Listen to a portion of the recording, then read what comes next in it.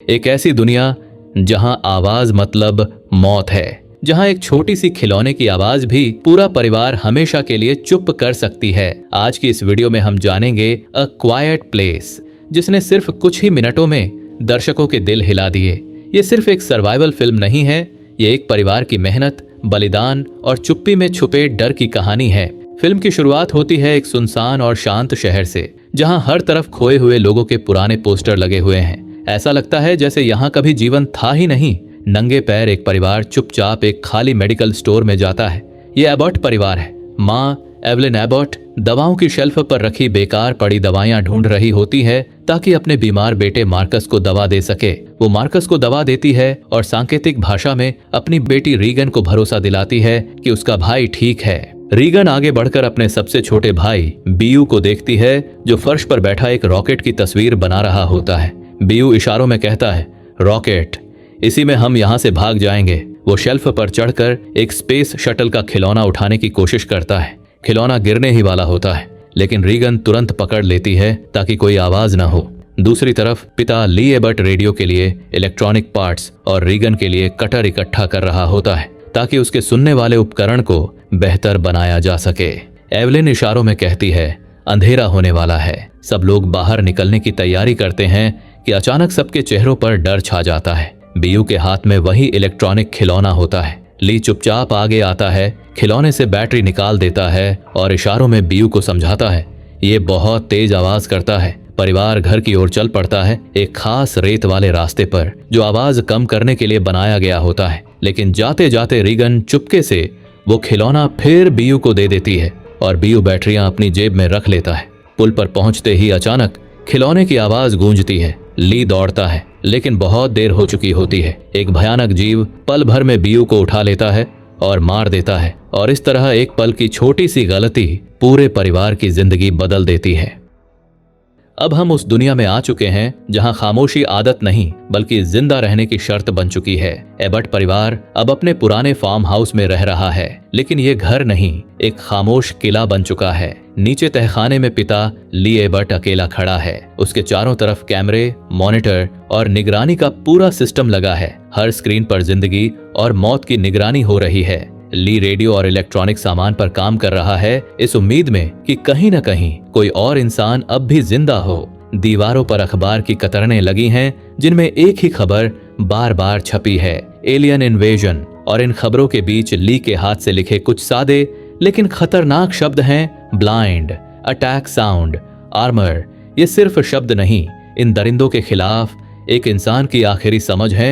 दूसरी तरफ Evelyn Abbott एक अंधेरी सीलर में है, लेकिन इस सीन की सबसे डरावनी बात यह है, एवलिन गर्भवती है। ऐसी दुनिया में जहां एक चीख मौत को बुला सकती है, वो एक ऑक्सीजन टैंक तैयार करती है जो एक नवजात बच्चे के छोटे से मास्क से जुड़ा है। साथ ही एक खास साउंड प्रूफ पालना रखा है जिसे उसने आवाज से सुरक्षित बनाया है। ये सब देखकर एक सवाल अपने आप उठता है, क्या इस दुनिया में नई जिंदगी लाना हिम्मत है या सबसे बड़ा खतरा? एवलिन इशारों में रेगन से कहती है कि जाकर अपने पापा को बताए कि खाना तैयार है।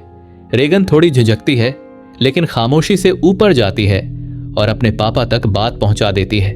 खाने से पहले पूरा परिवार सिर झुकाकर चुपचाप दुआ करता है। ना कोई प्लेट, ना कोई चम्मच। वे सलाहत के पत्तों पर बहुत धीरे धीरे खाना खाते हैं, क्योंकि इस दुनिया में बर्तनों की आवाज भी मौत बन सकती है। खाने के बाद रेगन और मार्कस खामोशी से मोनोपोली खेलते हैं। सब कुछ ठीक चल रहा होता है, लेकिन अचानक मार्कस से एक लालटेन टकरा जाती है। लालटेन गिरती है और कालीन में आग लग जाती है। एक पल के लिए सबकी सांसें रुक जाती हैं। ली तुरंत आग बुझा देता है और सब लोग चुपचाप खड़े होकर अंजाम का इंतजार करते हैं। कुछ नहीं होता, लगता है जैसे वे एक बार फिर मौत से बच गए हों।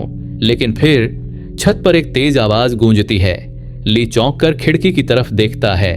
एक पल के लिए दिल रुक जाता है, फिर उसे दिखता है कि छत से एक रैकून फिसलकर नीचे गिरा है।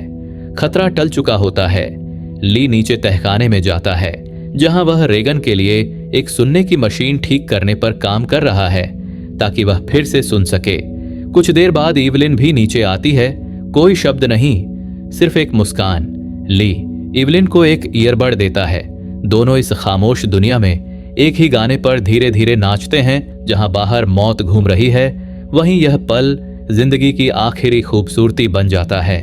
ली एबर्ट चुपचाप घर की पगडंडियों पर और ज्यादा रेत डाल रहा है ताकि पैरों की आवाज हमेशा के लिए दब जाए। दूसरी तरफ इवलिन तहखाने में अपना ब्लड प्रेशर चेक कर रही है। डिलीवरी में अब बस कुछ ही हफ्ते बचे हैं। वह स्टेथोस्कोप अपने पेट पर रखती है और एक मजबूत जिंदा दिल की धड़कन सुनाई देती है। सब ठीक है अभी के लिए। रेगन घर के अंदर आती है और सिर्फ उन्हीं जगहों पर चलती है जहां आवाज नहीं होती। वह तहखाने जाना चाहती है, लेकिन ली उसे रोक लेता है। ली एक नया कोक्लियर इम्प्लांट निकालता है जिसमें उसने छोटे स्पीकर लगाए हैं। वह चाहता है कि रेगन इसे पहनकर देखे, लेकिन रेगन इशारों में कहती है ये कभी काम नहीं करते। ली का दिल टूट जाता है।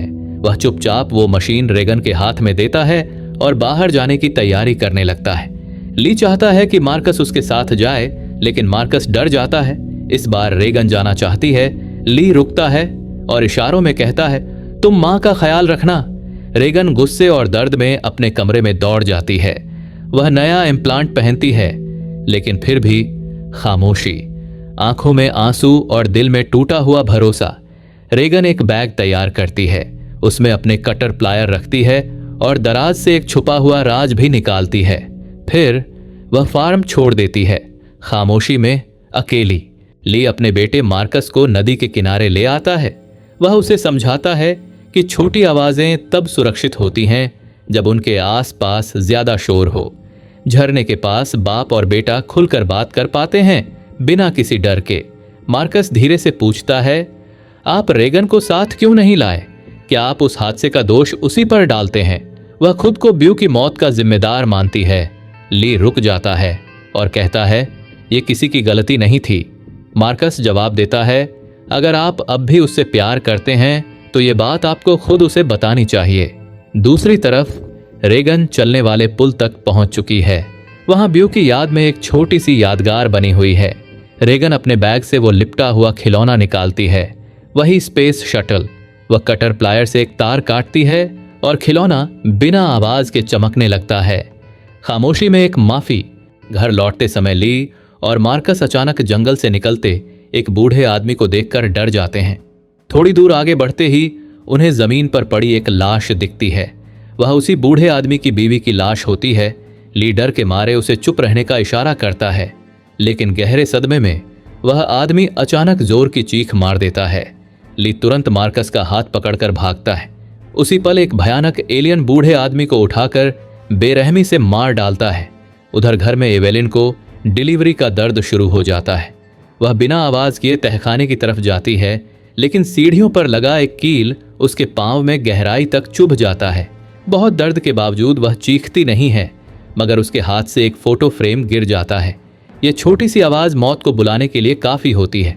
एवेलिन दर्द सहते हुए अपने पांव से कील निकालती है और पूरे घर में लगे लाल बल्ब जला देती है जो खतरे का इशारा होते हैं। फिर वह एक किचन का टाइमर ढूंढती है। तभी एक एलियन धीरे धीरे सीढ़ियों से नीचे उतरता है और हर छोटी आवाज को ध्यान से सुनता है। जैसे ही टाइमर बजता है, एलियन उस पर हमला कर देता है और एवेलिन जान बचाकर ऊपर की ओर भागती है। ऊपर पहुंचकर वह देखती है कि एक और एलियन आंगन में मौजूद है। वह जल्दी से बाथरूम में जाती है और टब में बैठ जाती है। दर्द बहुत तेज हो चुका होता है। उसी वक्त जब एलियन सीढ़ियां चढ़ रहा होता है, एवेलिन बच्चे को जन्म देने वाली होती है। जब ली घर वापस पहुंचता है और लाल लाइटें जलती देखता है तो उसका दिल घबरा जाता है। ये साफ तौर पर खतरे का निशान होती हैं।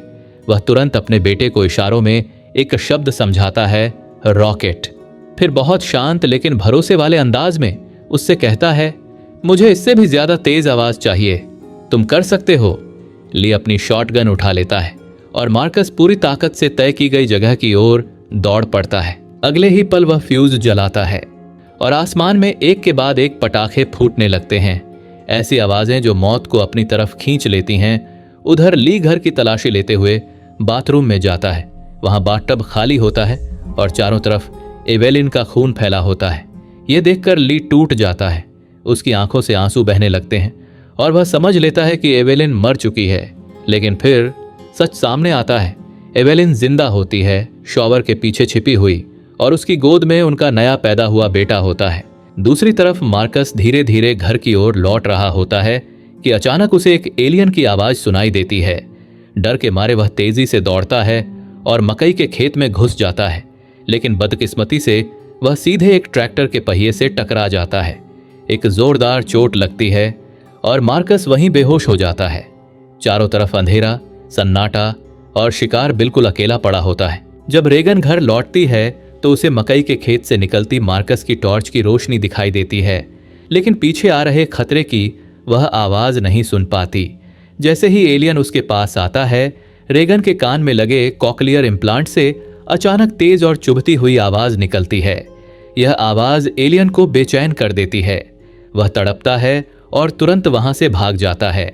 रेगन मार्कस तक पहुंचती है और दोनों अपनी जान बचाते हुए बड़े अनाज के साइलों पर चढ़ जाते हैं। उधर ली एवेलिन को तहखाने में ले आता है और अपने नवजात बेटे को आवाज से सुरक्षित झूले में लिटा देता है। ली बच्चों को ढूंढने निकल जाता है और उसी समय हम देखते हैं कि पानी तेजी से तहखाने में भरने लगता है। कुछ देर बाद एवेलिन की आंख खुलती है। तहखाना पूरी तरह पानी से भर चुका होता है और उससे भी डरावनी बात यह होती है कि एक एलियन अंदर उतर आया होता है। बच्चा आवाज से सुरक्षित झूले में सो रहा होता है, लेकिन झूले का ढक्कन खुला होता है। सांस रोकते हुए एवेलिन धीरे धीरे अपने बच्चे को उठाती है और तहखाने के पीछे की ओर सरकती है, जहां पानी एक झरने की तरह अंदर गिर रहा होता है। अचानक साइलो की छत का एक दरवाजा टूट जाता है और मार्कस उसके अंदर गिर जाता है। जैसे ही वह धीरे धीरे अनाज में डूबने लगता है, तहखाने में मौजूद एलियन उस शोर की तरफ खींच आता है। दरवाजा पूरी तरह टूटकर साइलो के अंदर गिर जाता है, मार्कस के बहुत पास, लेकिन वह बच जाता है। रेगन खुद छलांग लगाती है और अपने भाई को बचाने के लिए दरवाजे को आगे धकेलती है ताकि मार्कस उसे पकड़ सके, लेकिन वह खुद जल्दी से अनाज में डूबने लगती है। मार्कस तुरंत दरवाजे पर चढ़कर अपनी बहन को बाहर निकालता है और दोनों सुरक्षित रूप से साइलो के ऊपर बैठ जाते हैं। सुरक्षित होने का पल थोड़ी देर के लिए होता है कि अचानक साइलो की ऊपर की तरफ से एक धमाका सुनाई देता है। तहखाने से आया एलियन साइलो में कूद जाता है। बच्चे तुरंत दरवाजे के नीचे छिप जाते हैं और लगता है कि सब खत्म हो गया, लेकिन रेगन के कॉकलियर इम्प्लांट से फिर तेज और चुभती हुई आवाज निकलती है। एलियन तड़पता है और साइलो के किनारे से नीचे गिर जाता है। फिर एक पल का सुकून, लेकिन खतरा अभी पूरी तरह खत्म नहीं हुआ। रेगन और मार्कस साइलो से रेंगते हुए बाहर निकलकर एक पिकअप ट्रक तक पहुंच जाते हैं। उधर ली भी मौके पर पहुंचता है और एक कुल्हाड़ी उठाता है, लेकिन एक पल में एलियन उस पर हमला कर देता है, जिससे मार्कस चीख पड़ता है। यह आवाज सुनकर एलियन तुरंत ट्रक की तरफ बढ़ता है और गरजते हुए उसे तोड़ने लगता है। इस बार रेगन का कॉकलियर इम्प्लांट, जो तेज आवाज निकालता था, बंद कर दिया जाता है। अब एलियन बिना डर के ट्रक पर हमला जारी रख सकता है। ली, जो गंभीर रूप से घायल हो चुका होता है, अपनी बेटी की ओर देखता है और इशारों में कहता है, मैं तुमसे प्यार करता हूं, हमेशा करता रहा हूं। फिर वह एक जोरदार चीख लगाता है, अपनी जान की परवाह किए बिना बच्चों को बचाने के लिए। बच्चे तुरंत ट्रक को न्यूट्रल में डालते हैं और उसे धक्का देकर घर की तरफ ले जाते हैं, जहां वे अपनी मां के साथ फिर से मिलते हैं। यह क्षण है सन्नाटे में छुपा डर, बलिदान और प्यार का ऐसा पल जहां मौत और उम्मीद के बीच सिर्फ कुछ सांसों का फासला होता है। एवेलिन और बच्चे एलियन की आने की आवाज सुनते हैं और तुरंत घर की तरफ भागते हैं, फिर तहखाने में छिप जाते हैं। रेगन, जो कभी तहखाने में नहीं गई थी, पहली बार देखती है कि उसके पिता ने कितनी मेहनत से उसके कॉकलियर इम्प्लांट प्रोसेसर की मरम्मत और तैयारी की है। यह देखकर वह भावुक हो जाती है और उसी समय रोशनी थोड़ी मंद पड़ने लगती है। एलियन तहखाने में आ जाता है। वह उन्हें कोने में दबा देता है और बाहर निकलने की कोई जगह नहीं छोड़ता, लेकिन रेगन की नजर एक हैंड रिटन नोट पर पड़ती है जो उसके पिता ने छोड़ा था। इनकी कमजोरी क्या है? वह जल्दी से वर्क बेंच पर रखे हायरिंग एड्स की तरफ देखती है। वह अपना कॉकलियर इम्प्लांट प्रोसेसर ऑन करती है। तेज फीडबैक की आवाज से एलियन कांपने लगता है। रेगन फीडबैक को माइक के साथ एम्पलीफाई करती है। एलियन जमीन पर गिर जाता है, फिर धीरे धीरे फिर से खड़ा होता है, मगर उसी समय एवेलिन ली की शॉटगन उठाती है और एक ही बार में एलियन के सिर को चकनाचूर कर देती है। वे सर्वेलेंस मॉनिटर्स पर देखते हैं कि यह छोटा सा हंगामा पूरे काउंटी के एलियंस को उनके घर की तरफ खींच रहा है। रेगन स्पीकर्स का वॉल्यूम बढ़ा देती है और एवेलिन शॉटगन के साथ मुस्कुराते हुए आगे बढ़ती है। यह पल है डर, समझदारी और ताकत का शिखर। अब उन्हें एलियन की कमजोरी पता चल चुकी थी। एलियन हाई फ्रीक्वेंसी की आवाज नहीं सुन सकते। वे तड़पने लगते और उनके चेहरे का आर्मर खुल जाता है, जिससे उन्हें मारना आसान हो जाता है।